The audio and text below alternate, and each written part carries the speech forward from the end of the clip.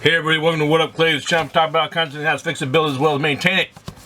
We also do product reviews, and I'm doing another product reviews. I have another motor here. You're looking at right now going, you just did a video on that one. We seen it. No, you did not. That was a different REDS Racing motor. This is a new REDS Racing motor. See this? Factory selected. This here is their top offering for the 17.5T. The one I showed before is the standard. That's the $99 one. This is the $149, $150 one. They also have another one that's $120. They call that the Pro. But this one here is the factory selected one. So let's go ahead and open this box and learn something about it. So as I mentioned, this is the factory select, the VX4. A-Main Racing, it doesn't have these on their site yet, but you can go to redsracing.com and pick one of these up. They're from Italy. You see here, made in China. But just going to open this thing up and see what's inside. Ooh, got stickers again. I wish they were red though.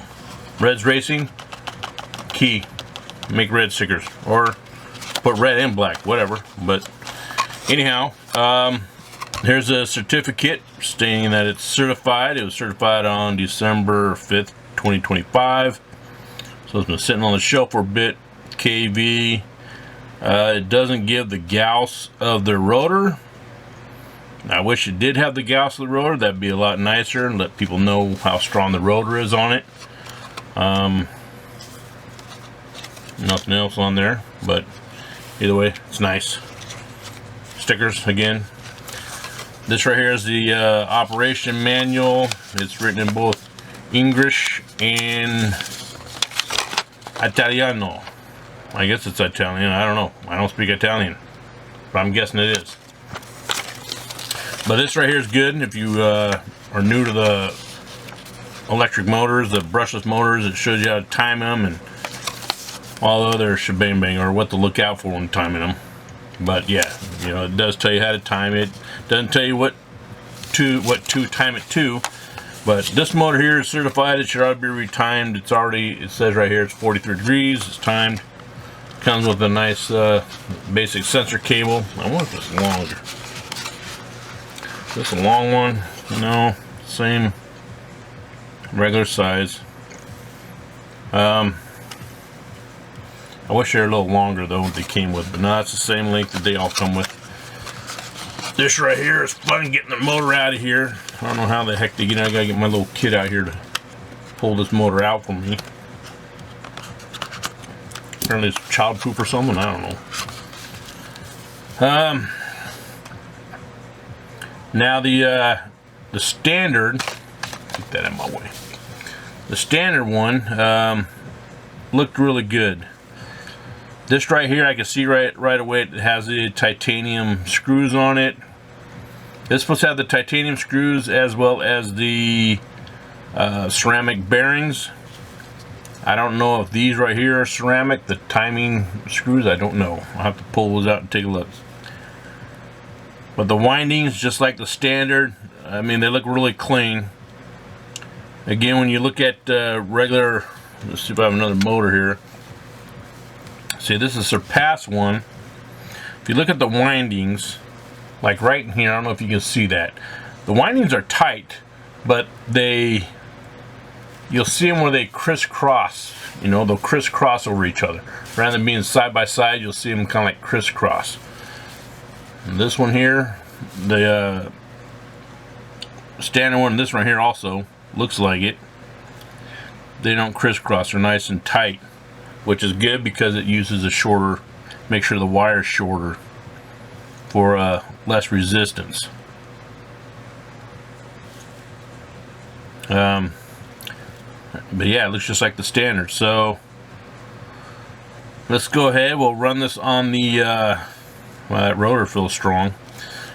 We'll go ahead and run this on the tunalizer. We'll see what the readings are on it, and then after that I'll get in my other tests that I do on it. Alright, let's learn more about it. Okay, I have the tunalizer. Let me plug it in. Get some juice going on that one. Plug this bad boy in. Now I'm using the Jerry. I'm only using it for the motor stand. I'm not using it. I'm not going to run it and put on a load or anything like that.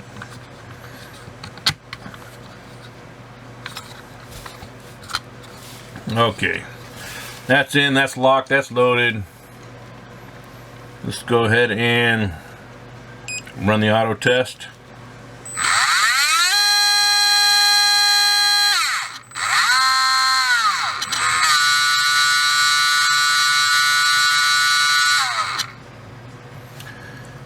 Okay, it is tuned at 5.74, 46.3. That's pretty good amperage right there. Let's see what the other numbers look like. 0.5, 1.5, or 1.4 and 1.5, and it does not have a temperature sensor in it because it says 32 degrees. It's not 32 degrees in here. It's sticking hot as heck in my office. So, oops, I didn't mean to do that. I'm gonna run it again. I accidentally hit the back arrow instead of swiping it up. Okay, so 5.74 amps, 3257 kV, and like I said, 46.3. So, and it's running at 7.4 volts. Let's go ahead and next we'll take this thing apart. We'll weigh the rotor, do all the other weights and all the other stuff, and see how this motor is, see what it's like on the inside. Sorry, I heard you guys out there screaming. What about the RPMs? Sorry, we'll do the RPMs right now. I knew I was forgetting something.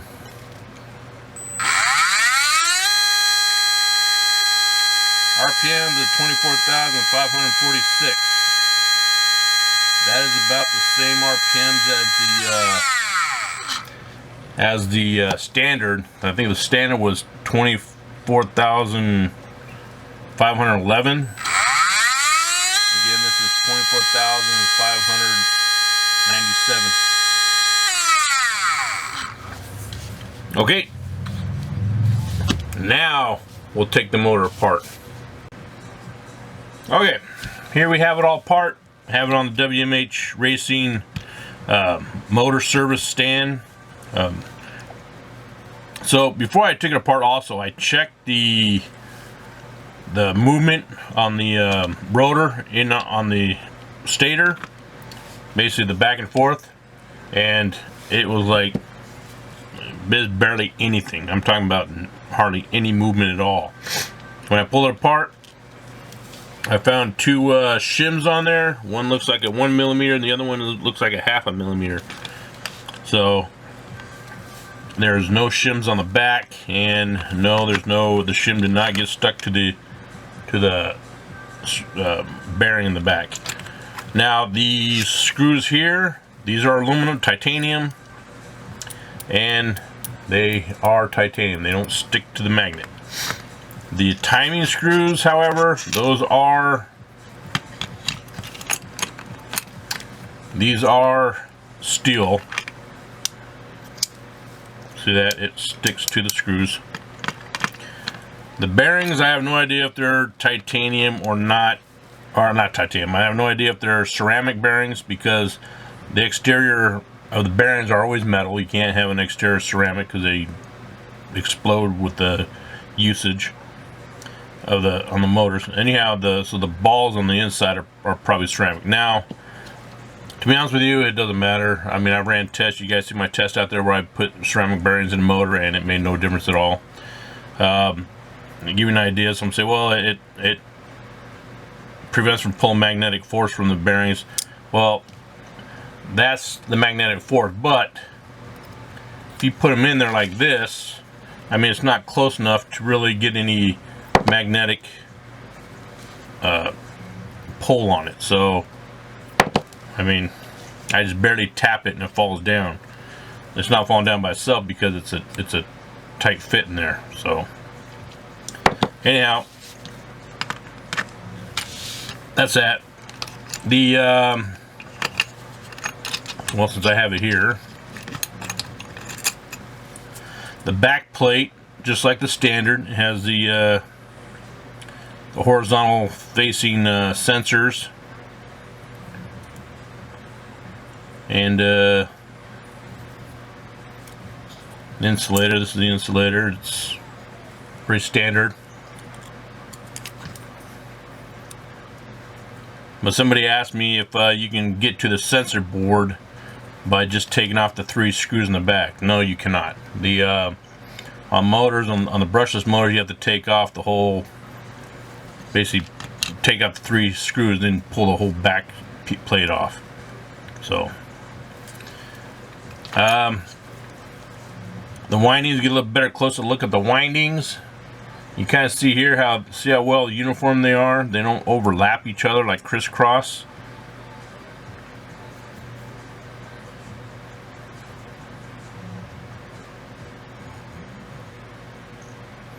And that is look on the inside, same thing on the inside.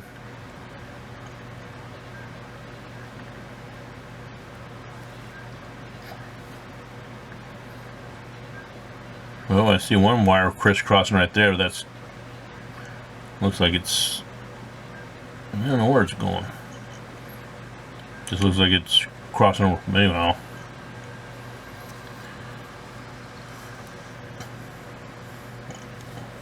the rotor.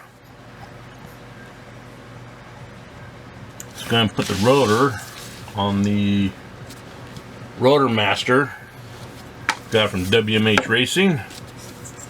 Got to plug the power in.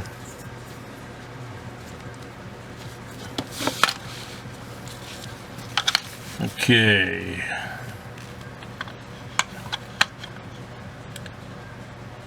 That's pretty close to being centered.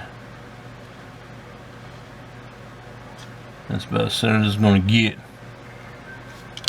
Reset it.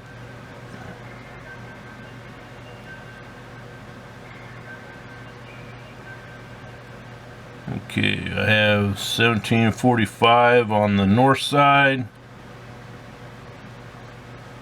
1704 or 1706, 07, 1707 on the south side, which is strange because this rotor here has more. It's not as strong as the one that was in the standard. You would think that this one here would actually be stronger. That's interesting. Well, let's go ahead and run other tests on it, see how it works, and on another video I'll run it on the Jerry to see how it performs. So let's go ahead and run the inductance on it and see how that works. Okay, let's run the inductance on this. Let's go with how they have it, probably standard A, B, and C. Let's make sure I'm doing the right ones. So it's got A, B, and C.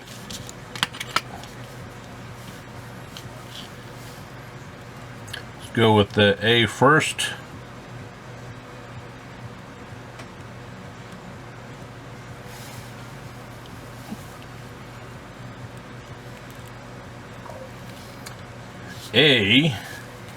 I have it set at 1000 hertz, 47, I don't know if you can read on there, it's 47.1,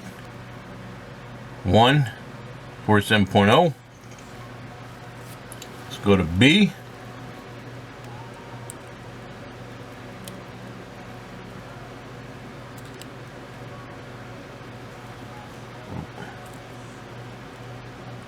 Can't get it on there just right. Okay, 46.4 for the B, and 46.6 for the C.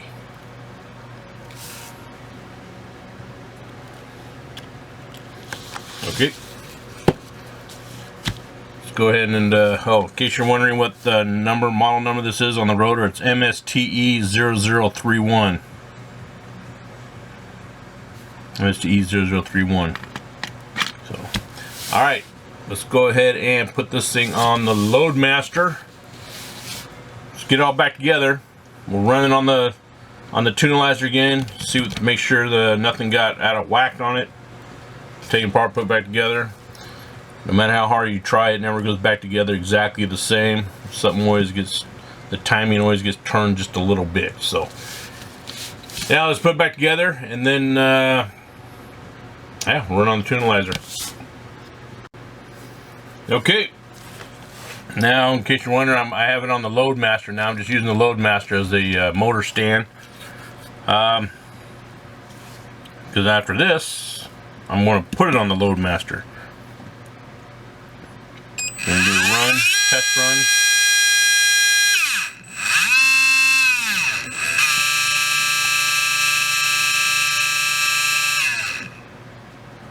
Okay, 552, it did go down a little bit because it was at a 5.7, if I remember right. Now it's at a 5.5. Time is the same. All this right here is pretty much the same. I think this is a 1.5 and this is a 1.6, so it actually looks a little better. RPMs. Let's take a gander. I don't know if you can see that. I'm sorry. I think I had a glare on the screen, but I'll run it again to auto run.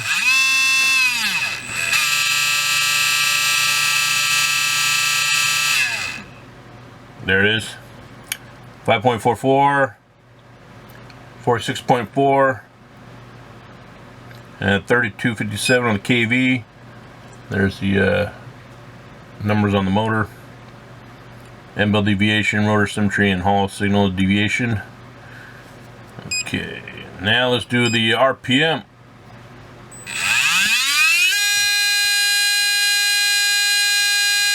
$24,387. The RPMs went down a little bit. You know what? I'm going to see, just to give you an idea on how the can is going to loosen up a little bit here. I'm going to turn the can, just the can. I'm not going to turn this part, just this part, because all cans will have a little bit of slop in it. But see if I turn it this way, let's see what happens.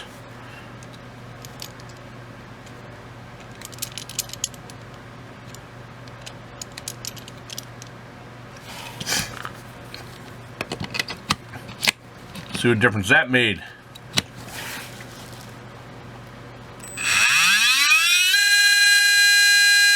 Went down a little bit in the RPMs. Same thing with the amperage, you see that?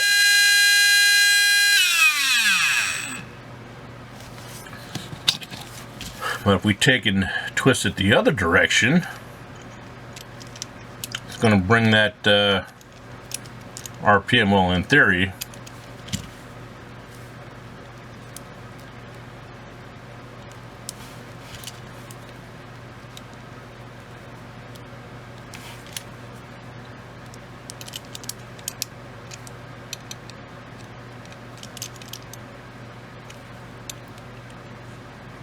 only by using titanium screws, I'm always afraid of stripping them out. I haven't stripped one out yet, but I know one of these days I probably will. The amount of motors I take apart. Okay, now let's see what happens here. 24,735. See, it's back up to 5.7 amps. So that's what I'm talking about. When you take a motor apart, you put it back together, the timing is not going to be the same. It doesn't matter what you do. I didn't adjust the timing plate, I adjusted the can. The way this can sits in there. Just do it this way.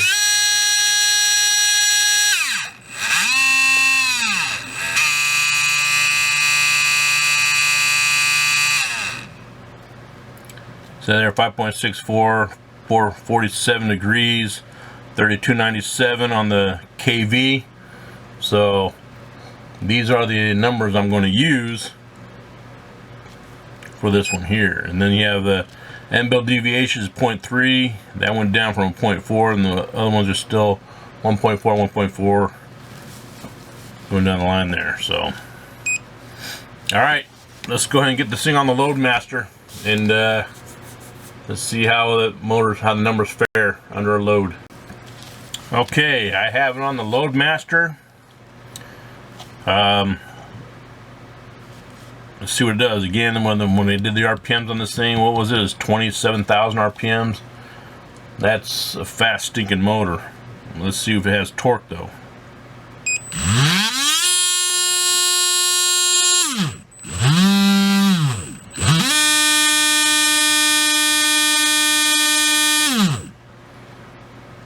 .55 amps, 2856 kV.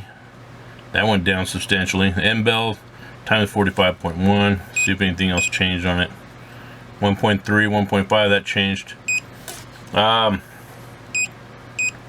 amp draw though that's not a huge jump.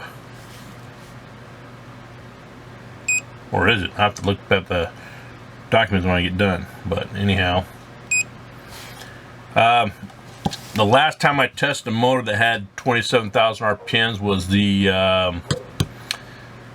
shoot, I don't remember which motor it was.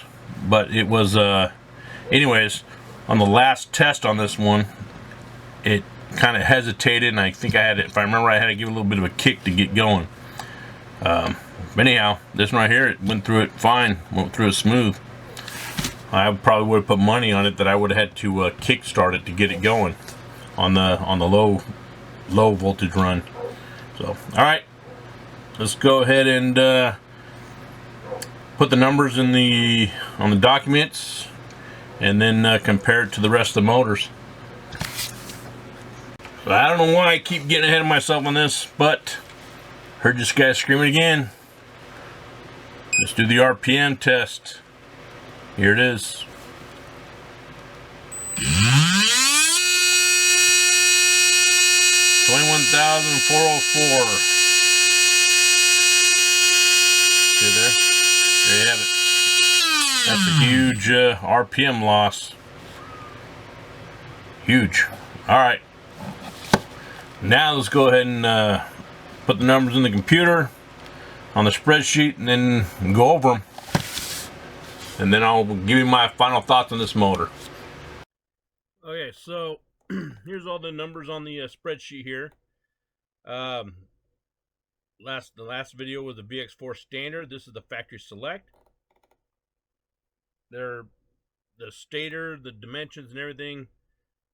The dimensions on everything are exactly the same. The only thing that changed really was the Gauss.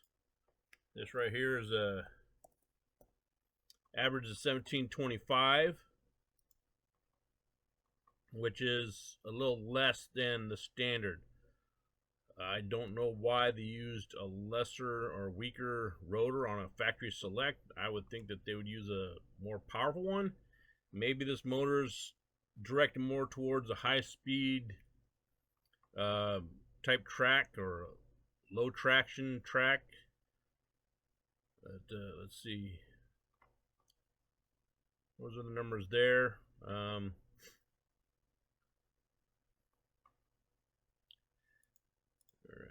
this right here is pretty much the same. Alright, now let's get to the good stuff. The tuned motor, or when it came stock, is 46.3. Took it apart, messed with the can a little bit, got a little bit more out of it. Less amps, high RPM, as you see here. 24,735. That's a pretty fast one. The fastest motor I've tested yet was at 27,000 RPMs. For a second there I thought this was 27, but no, it's 24,735. let's see here. Timing 47, so on and so forth. So this is on the load master, loaded. The ampere not so bad. Comparing it to the standard. So if you compare this to other motors, let's see here. Let's go over and compare it to the other motors. All right, so double down, can't really compare it to that. That's a motor in its whole nother league. Less amps in the exalt with a higher RPM, but then again, the exalt didn't have as much of a power drop. But this is a silver spec, which is the exalt's midline. Their top line is the gold spec, and that's like $180. Yeah, that's way up there. The factory select is $150. Let's see here. But yeah, you're getting 300 RPMs more almost with the Red Racing. The Tekin drew more amperage, less RPM. Amp draw over here, if you look over here, the amp drop was 5.91 amp loss with the Red Racing versus the Exalt, which lost 5.88 amps, or gained, I should say. kV 13%, 13%. Let's see here. Up more. G4R. The Red had Red Racing was 11.55. Remember, so it's less amp draw, high RPM, and less amp draw here, so on. Let's see here. The Reedy faster motor. The Reedy had less amp draw. High Wind G4, less amp draw. The Red had less amp draw, but the Hobby Wing had 21,600, so it's 200 RPMs faster than the Reds. But you're looking at the Hobby Wing took a 1 amp more current, so 11.55 versus 12.55, and but the Hobby Wing started off with a higher RPM than the about 700 RPMs higher. Where's that? Oh no, up here. It started off with about just a little over 200 RPMs higher. So it's going to be interesting. This is where you have to put on the Jerry. This is where the Jerry comes in handy, because you can find out for sure as you put more and more load and get them going putting the same load on them to see how they work. And the Trinity, the Phantom. The Phantom was the fastest motor I've tested at 25,600. And then, of course, you have the Surpass up here, 11.57, which is about the same amount of amp draw, but the Reds was 1,000 RPMs faster. So there's how you have it there. Now, if you want to take a quick look here, you take a screenshot of this. I'll scroll down. Take a screenshot of that. Now scroll down a little bit more. Take another screenshot. Now you can blow the numbers up and get a better look for yourself. So, my final thoughts. As I say as my disclaimer, thousands of different racers, they're going to give thousands of different opinions on what these numbers mean. These are my personal opinions on these numbers. If you have a different opinion, please share it with us. Let us know what you diagnose with these numbers and what you feel. So, their factory select motor, it's shown to be, it's kind of hard to tell which one's going to be the best. I'll tell you right now, for on-road, if I do an on-road, big open track, high speed, I would probably lean towards this motor, the factory select, because it's high RPM, lower amp draw. The for high torque, doesn't appear to be like a high torque motor. If you have jumps and tight turns and stuff like that, again, I have to get on the Jerry to find out for sure.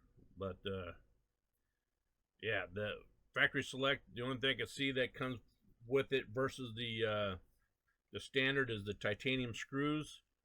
Which the titanium screws, you can actually, they were silver. They actually come in purple, blue, and gold. So if you like to change the bling, if that's your thing, then yeah, you change the screws out different colors. And they're not that expensive. I think they're somewhere around 12 or 13 bucks. Not that bad. But yeah, it all depends on your racing style. This is a motor I wouldn't mind having in my box. You know, it's only 150 bucks when it comes to factory select motors. I mean, you have the Tekin up there, that's $160. You have the Exalt factory select, their top dog, which is the gold spec. That one's $175. And Hobby Wing doesn't have one. They only have the standard, but the Hobby Wing is $110, $120. So anyways, yeah, that's my give on this. It's definitely a motor I would say to check out. It also depends, like I always say, it depends on your driving style too, on how it's going to work out in the track you're on. But so anyways, I ask to please help support the channel so I can get more motors out more often. You do that by hitting the like and subscribe button on this video. If you didn't like this video, hit the like and subscribe anyway, just so you can make fun of all my other videos. All right, everybody, you take care.